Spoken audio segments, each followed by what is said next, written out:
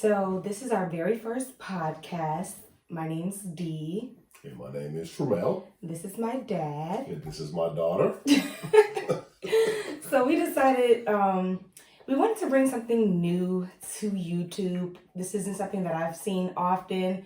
A lot of times you have podcasts with wife and husband, maybe your girlfriends, but nothing as far as father and daughter. And the reason why I wanted to bring this to the YouTube platform is because I think it's pretty important to get two different perspectives. Like, I'm a young woman, he's an old man. So seasoned man. Whatever you want to call it. I think it is important to get, two different perspectives on different topics.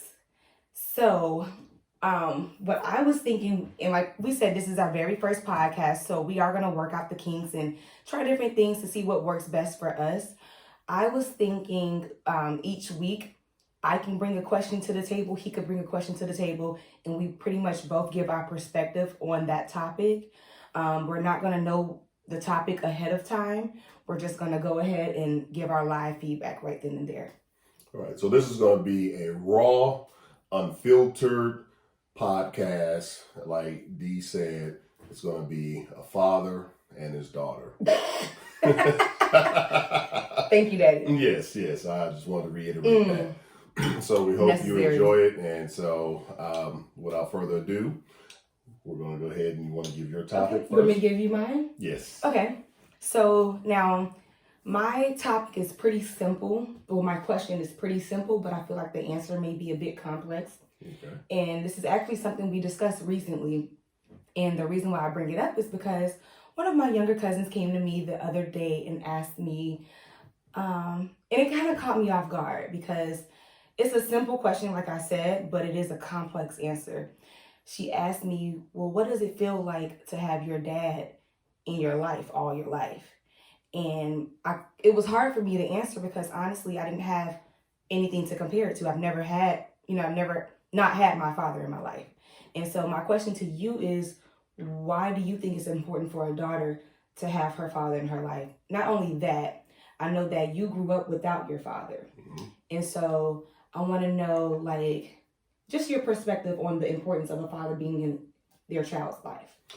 Well, it's funny that you chose that topic because my topic was a bit different than that, but somewhat the same. Okay. And it was more so of a father having to come to the realization that his daughter is not a little girl and she's growing up to be a grown woman now. And basically, I didn't grow up to be a grown man. Oh, you thank goodness, but to each his own. But that was something that I thought about. But along the lines of your topic, we did talk a bit about that. I did not know what the topic was going to be today. This was a previous conversation that we had. And I feel like it's very important for a father to be present in his child's life because you have to have, or I feel that it's important to have another side of a parent. Because men think differently than women. Right. And I think there won't be any disagreement in that statement. And then there are just certain things that each parent can bring to the table. Father-wise, the what you really would know a father for is like protection, guidance, talk about, cars, doing something more than just putting gas in it. Mm-hmm. But also that's the model that your daughter would likely go after when she's looking for a relationship, how you treat the mother, how you treat them, things of that nature. Is it going to be a perfect road? I will tell you not.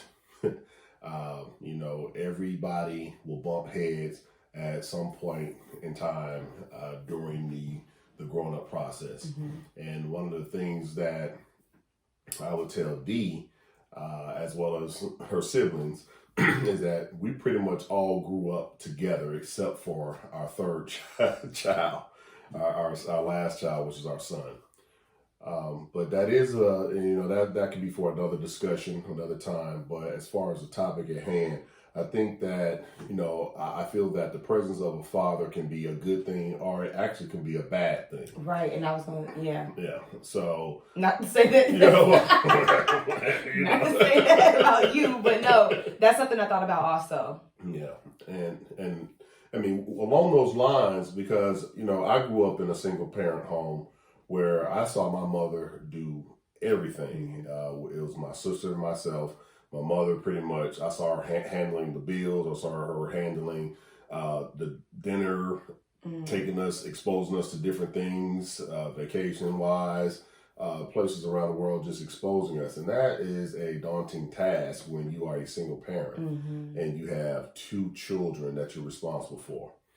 And so I did not have really a blueprint, so to speak, to look at or to glean from in my journey as a father. Right. So I would say I made a ton of mistakes, but at the same time, working through those and coming back full circle, admitting your mistakes, trying to understand, for your daughter to also understand that, hey, this is a journey that's new to me. Right. And it's funny that you say that, because that's something that I've recently come to realize, like when we will have our ups and downs and bicker back and forth, like so random, but recently mommy sent me a photo of me and her when I was a baby. And I looked at the picture, I'm like, wow, she looks so young. And it's like, I knew that she was young when you all had me, but I'm like, wow, she was younger than what I am now. I'm 27 now. And you guys were getting up there. I mean, you up there. I'm seasoned.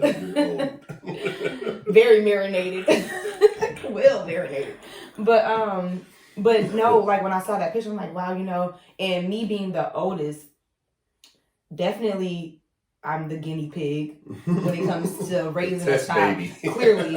But no, I did come to that realization that you really did not have a blueprint as far as what is it like to be a father, what to expect, and what to do, and how to handle certain situations. You pretty much have to find out along the way, trial and error. So I appreciate you for saying that, because I came to that realization also. Oh yeah, listen, I know I still have growing to do every day in my walk. I really do like being present. I love being present in my children's life. I'm somewhat of a big kid myself at times. Somewhat.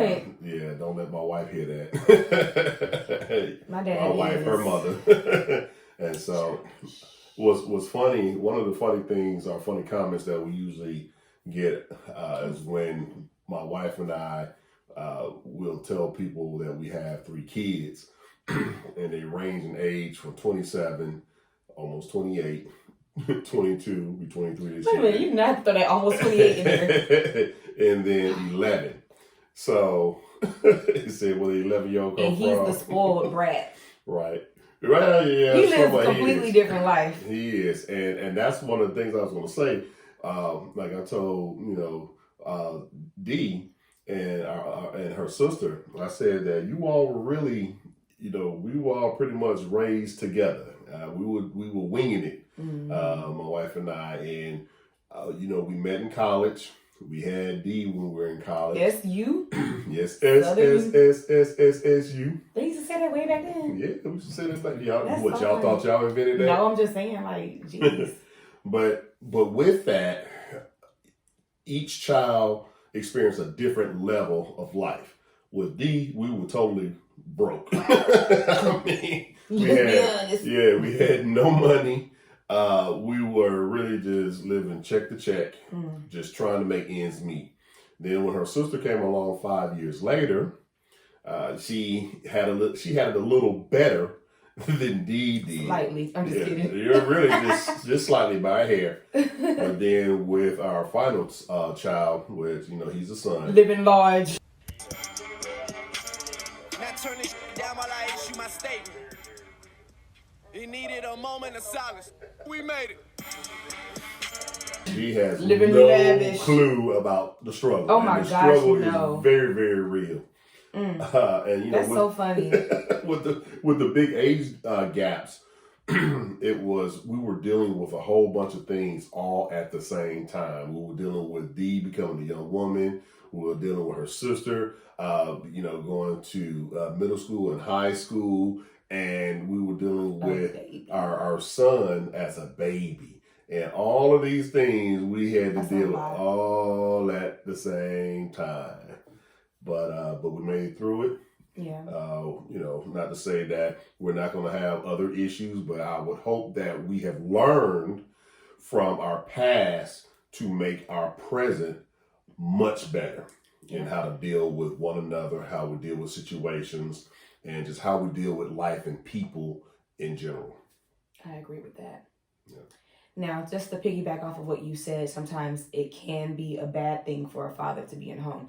I know it's like a lot of times people try to stay together for the kids or do this for the kids, and then they're really in a bad toxic situation, and at the end of the day, it damages the child and it stunts their growth mentally. So I agree with you on that as well. Yeah. So we can go ahead and transition into your question. Okay, and so basically my question was a father having to come to the realization that his little girl is a grown woman now. And so, where do I start? Okay, so, I was a young man at one time, and, years ago. years ago. But you think back when you have your own daughter, the things that you did as a young man before you had kids, before you were married, just you. That's all you had to worry about. What you used to do? Yeah. Well, I used to always go to the library. That's what I used to do. Oh, okay. But those are the things, like in my high school years and whatnot. I saw, at this stage in my life, sometimes I wish I could do it over because there were some things I missed along the way trying to be that quote unquote player. Really didn't have a good grasp on it. I mean, we're as a young man, just out there, out and about. You're focusing on the wrong things in life. I'm just saying, just speaking from my own experience. Mm-hmm. Well, most guys, I'm sure. Well, yeah, and the thing is, it's all a part of growing up and realizing that. And so, with that being said, I really did not have like a girlfriend in high school. And I wish I did if I was to go back in time and really put forth a much more of an effort to have a girlfriend, because I think I would have been probably a little more romantic because, your mom likes romance and she has always said that. And I am not the best at doing romantic things. It's like I have to research it to get ideas. But that's funny. But the funny thing is, I have been able to pull off some romantic acts, rose petals on the floor and, excuse me. First of all, is this a question? Yeah. well, no, I know, right? I went way back. I forgot what I was talking about. But no, going back to what the topic is, my topic. Basically, I had to learn how to let go. So where I was going with, I had to think back on how I did different things as a young man. You understand that, things come around full circle. Yeah. And so there were things that, when you would go out on dates and whatnot, I really, it was nerve-wracking because, again, revert back to how I was when I was growing up. This was, one of those things that was in the back of my mind that I don't want any dirty, nasty, stinky, funky dude putting his hands on my daughter. And so, I just had to come to a realization basically that you have to talk to them, give them, whatever good advice that you can, and you got to pray about it and take your hands off the situation and just let God take over. Take the wheel, Lord. So it was challenging, but you know, it is what it is. And yeah, I'm still waiting on the question. That was the question. Mine was more so of a topic. Mine was a topic. Fathers come to the realization that his daughter to piggyback off of your topic. Yeah, that was a topic, not a question. Keep up, old lady. Whatever. I could understand that. I feel like not just with dating, but just being a young woman in general, I feel like it's been certain times where you guys will be around and your friends might be around. I might be having a conversation with your friends, and later on you're like, wow, Dee, that was really an intelligent conversation. Yeah. I'm like, Daddy, like, what am I supposed to, like, have you realized how old, like, to me, it used to, like, honestly, it used to make me feel like, are you serious? Like, I want you guys to hold these type of conversations with me. And I mean, now we definitely do, but that was something that used to, like, make me feel like, yeah, I'm still a little kid to them. Well, I think as a parent, no matter how old you become, you're still gonna be, you're still gonna be our baby. Right. Bottom line. I mean, even today, me being 48, my mother's 75. I reminded her of a story of an incident when I was younger, where remember that? Where I burned my feet. Oh yeah, you told me that. Right, and so she, yeah, and it was bad. It was real bad because I ran my own bath water for the first time ever. I saw my sister do it many times. I was probably about 3, maybe 4. Wow, so that had to be a traumatic experience for you to remember that far back. Oh, it was very traumatic, and it was just unbelievable because when that water would come out of that faucet, it would have just steam coming out because I just had it on the hot side. But it was a lot hotter than normal. Yeah. And so when I got into the tub, I just started slipping and I couldn't get out. And my mother heard me. Oh, so when your whole body was burning? Yeah, I ended up, yes. I didn't know that. Yeah, because my sister would run my bath water. I have an older sister. She would run the bath water for me. And this particular time I said I'm going to do it myself because I would see her. So children learn by seeing different things. They may not get all the pieces, but they are still watching everything that you do. And so I watched what she did, how she ran the bath water, and I just did the hot side. I didn't mix the cold in with the hot, so I just had pure hot water in that tub, slipping and sliding. And so my mother heard me screaming. She came in and just lifted me out of the tub, and my skin was burned off of my feet. I had to go to the hospital. But I was saying you think your feet would be scarred? Yeah, no, and luckily it completely healed. Some strong feet. My goodness. Whatever. But I brought that topic up as far as no matter how old your child gets, the parent still is going to look at you as their baby, because I was reminded my mother of this story, and she kind of got teary-eyed and said, "Oh, Tramell, I'm just so sorry." I said, "Mom, I'm 48 years old." Thank you. Right. You came in good. I'm okay. And yeah, but what I was, she remembers, I'm sure, like she pictured it and everything. Well, the thing is, she doesn't remember because she's suffering from dementia. So that's another stage of my life that I'm in now, where I'm caring for my mother, who's, it's like you hear that saying, a child twice, an adult once. And so it's almost as if she's... I've never heard that saying, but it makes so much sense. Yes, and that's where we are right now. But, she's coherent on some things, but a lot of things she doesn't remember. But she has a long-term memory, but she didn't remember that. Yeah. And so she just kind of, got all worried. So like it was brand new to her. Like it was brand new. I said, but I'm okay. I'm okay now. You still walk around feet 5, 4, 4, big old feet. Yeah, I gave you working feet, so that's all right. Thank goodness. But yeah, so yeah, as a father with a daughter, I know we probably look at our daughters differently than we do our boys. Our girls treat them differently. No, we shouldn't. It's funny that you say that, because Mommy and I were just in the car the other day. And they have the new song. Well, you probably don't know because you're an old man. But it's a new remake to It's Getting Hot in Here. The girl's like, busted. Listen, and I was telling mommy, like, I heard an interview with her on the radio, and she was like, growing up, she wasn't allowed to listen to It's Getting Hot in Here by Nelly. But Nelly reached out to her and was like, he gave her like her props on the song because it's a real big song. And it went viral with TikTok and all that. And it made me feel like, you know what, it's so funny because when every time that song would come on the radio, y'all, my dad would try to hurry up and like turn the radio station with my sister and I in the car, right? And to this day, I still feel like I'm not allowed to listen. I feel uncomfortable when the song come on, like I'm not even supposed to be listening to it.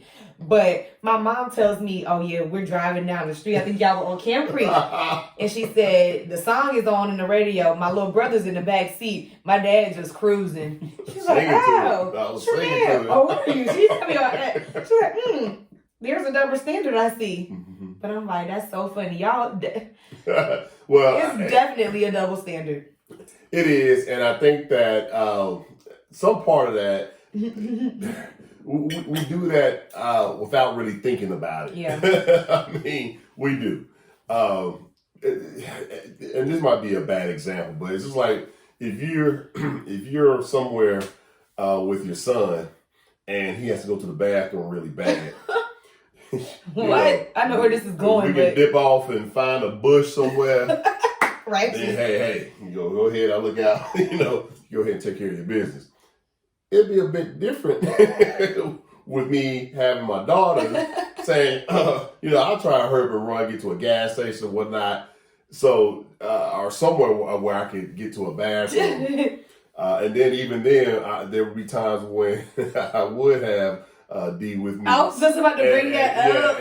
I'm walking in the bathroom like this. I remember this. Cover your eyes because I don't need to sidestepping like anything. Right. And I never really knew why I had to go every time I went to the bathroom, my dad, I had to walk in like this every time. Yeah, she doesn't know what the inside of now I know men's bathroom the urinals. Like. That's kind of nasty. Why do you know that? I'm grown. You've been in the men's bathroom? No, I've seen TV. Yeah, but so we unknowingly and possibly knowingly do these things because we are just with girls. We treat our daughters differently than we treat our boys. We're a little rougher on our boys than we are our girls, and that's just how it is. And I know it probably shouldn't be. There's some tweaking that needs to be done, but still, love your children the same. Let that be the lesson here. Well, in closing, I would like to let you guys know about M Cosmetics. It's a Black-owned cosmetic line. It's actually what I'm wearing right now. I love it because the colors are super vivid, and she has some glitter colors that are actually really, really nice. You probably can't really see it on camera, but honestly, I recommend this. You guys can try it. The link will be below in the description. And also, I would like for you guys to check out Societees. Their link will be below. And if you click on that link, you will get 11% off discount because you'll be supporting me, supporting them. And so, in conclusion, we always want to leave with a quote of the week. And this week's quote is, "He who angers you controls you, and the best revenge is living well." So let's cheers to that. Cheers to that. Great first episode. Yes, I agree. You were supposed to sip. Oh, I wanted to smoke my cigar. So we are also, open to any topics that you all might want to recommend. If you want to get his perspective and my perspective, I'm getting really tongue-tied. It's not the wine. But yeah, we're definitely open to any recommendations, or really not just topics, just anything you think could possibly better our podcast or our show. Because like I said, this is the very first episode. We are working out the kinks. And it's raw and uncut. Yep. Unfiltered. What you see here, we don't have a script of what we're going to talk about. We just show up and we go. Show up and show out. Well, thank you all so much for joining us for our very first episode. Please stay tuned for the very next one. We're aiming to release an episode a week. So try to hold us to it. We are going to try to commit to it. I know our schedules are very busy. We both are business owners and we're doing different things. So it's just something that I think this is kind of fun because it gives us time to spend with each other and just kind of pick each other's brain a little bit. So it gives you something to look forward to. Right. At least, for us to look forward to. Right. Yeah. So, all right, guys. Have a great night. Thank you. Now I don't know how to